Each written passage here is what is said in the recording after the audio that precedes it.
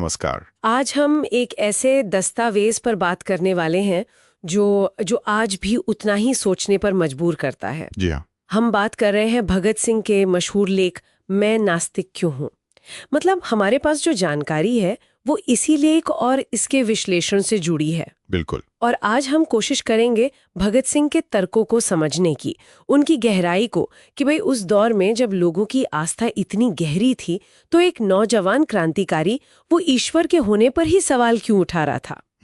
शुरुआत उनके सबसे बुनियादी सवाल से करते हैं, है ना? हाँ। कि अगर एक सर्वशक्तिमान, एक दयालु ईश्वर है तो फिर ये दुनिया में इतनी तकलीफ क्यों, इतना अन्याय क्यों? सही सवाल। उन्होंने अपने आसपास देखा, भूख, गरीबी, जुल्म, भेदभाव, और पूछा कि भाई अगर कोई बनाने वाला है, कोई रचयिता है, तो वो अपनी ही बनाई चीजों के लिए इतना इतना चुप क्यों है, इतना हाँ। उदासीन? ये सिर्फ एक भावुक गुस्सा नहीं था, इसमें एक लॉजिक था, एक तर्क था। बिल्कुल, ये सिर्फ भावनाओं का उबाल नहीं था।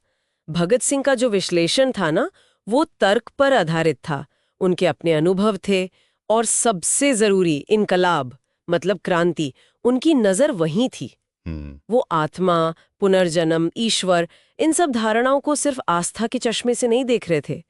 उनका नजरिया था एक क्रांतिकारी यथार्थवाद का। क्रांतिकारी यथार्थवाद, ये दिलचस्प शब्द है। हाँ, उनके लिखने का अंदाज भी देखिए, तीखा है, तार्किक है। ऐसा लगता है जैसे कोई वाकई सोच की पुरानी जंजीरों को तोड़ने की कोशिश कर रहा हो।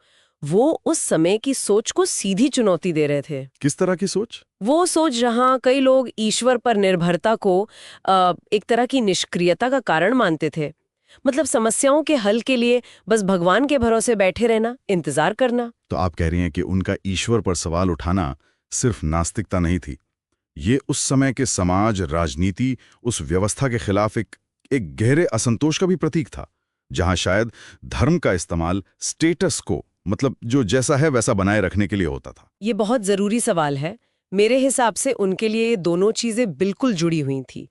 वो पूछते थे कि भाई अगर ईश्वर ने हमें बनाया है तो हमारी इन तकलीफों का जिम्मेदार कौन है? अगर उसने दुनिया बनाई तो ये नफरत, ये जात पात, ये शोषण, क्या ये सब भी उसी की मर्जी से है, उसी की रचना का हिस्सा है? सही बात है। उनके लिए धर्म या ईश्वर की आड़ में जो सामाजिक बुराइयां पनप रही थीं, जो अन्याय हो रहा था, वो मंजूर नहीं था। उनका तर्क सीधा था, ऐसी व्यवस्था जो इंसान को इंसान नहीं समझती, उसे बदलना ही होगा। और अगर ईश्वर की धारणा इस बदलाव में रुकावट बनती है तो उस धारणा पर भी सवाल उठाना लाजमी है, जरूरी है। और इसी सोच के चलते वो पुनर्जन्म के सिद्धांत पर भी सवाल उठाते हैं। उसे एक तरह का पलायनवाद कहते हैं, जिम्मेदारी से भागने का तरीका। ऐसा क्यों लगा उन्हें? हाँ, उनका मानना था कि ये जो पुनर्जन्म का सिद्धांत है, ये लोगों को इस जीवन के अन्याय और दुख से लड़ने के बजाय क्या करता है, अगले जन्म के किसी काल्पनिक सुख की उम्मीद में निष्क्रिय बना सकता है। अच्छा, मतलब अगर इस जन्म के दुख पिछले कर्मों का फल हैं, तो फिर अभी लड़ने की क्या जरूरत? बिल्कुल। तो फिर वर्तमान में व्यवस्था बदलने की जरूरत क्या है? भगत सिंह का जोर इसी जीवन पर था, इसी दुनिया पर। उनका मानना था कि जो इंसान दर्द में है उसे झूठा दिलासा नहीं चाहिए, उसे चाहिए ठोस इंसाफ। और वो इंसाफ आएगा कहाँ से? ईश्वर से तो नहीं उनके हिसाब से? नहीं, उनके अनुसार वो इंसाफ ईश्वर से नहीं आएगा, वो इंसान से आएगा, सोचने से आएगा, सवाल करने से आएगा, संगठित होने से और अन्याय वाली व्यवस्था को बदलने के लिए लड़ने से। और ये समझना बहुत जरूरी है कि भगत सिंह ईश्वर से नफरत नहीं करते थे, ऐसा नहीं था। वो ईश्वर के विचार पर सवाल उठा रहे थे, उसके होने की धारणा पर सवाल उठा रहे थे। अच्छा। उनका मानना था कि जब पुरानी जमी हुई सोच और मान्यताओं पर सवाल उठते हैं, तभी आलोचनात्मक सोच मतलब क्रिटिकल थिंकिंग और सच्ची क्रांति पैदा होती है। बिना सवाल पूछे तो सब वैसा ही चलता रहता है। तो इस पूरे लेख का निचोड़, सार शायद यही है कि आस्था का मतलब आंखें मूंद कर चलना नहीं है। जिंदा होने का मतलब ही है सोचना, समझना, सवाल करना। बिल्कुल। चाहे वो सवाल कितने ही मुश्किल क्यों ना लगें। ये सिर्फ भगत सिंह की कहानी नहीं है, ये तो असल में सोचने की, सवाल करने की ताकत की कहानी है। बिल्कुल सही कहा।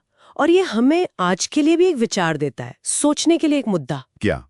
कि जो स्थापित मान्यताएं हैं हमारे समाज में, चाहे वो धार्मिक हों, सामाजिक हों या राजनीतिक, और चाहे वो कितनी ही गहरी क्यों ना हो, उन पर सवाल उठाना कैसे किसी व्यक्ति के लिए या पूरे समाज के लिए बदलाव की शुरुआत बन सकता है। एक चिंगारी बन सकता है। हाँ, जब हम क्यों पूछने की हिम्मत करते हैं तो असल में क्या बदलता है, इस पर सोचना जरूरी है।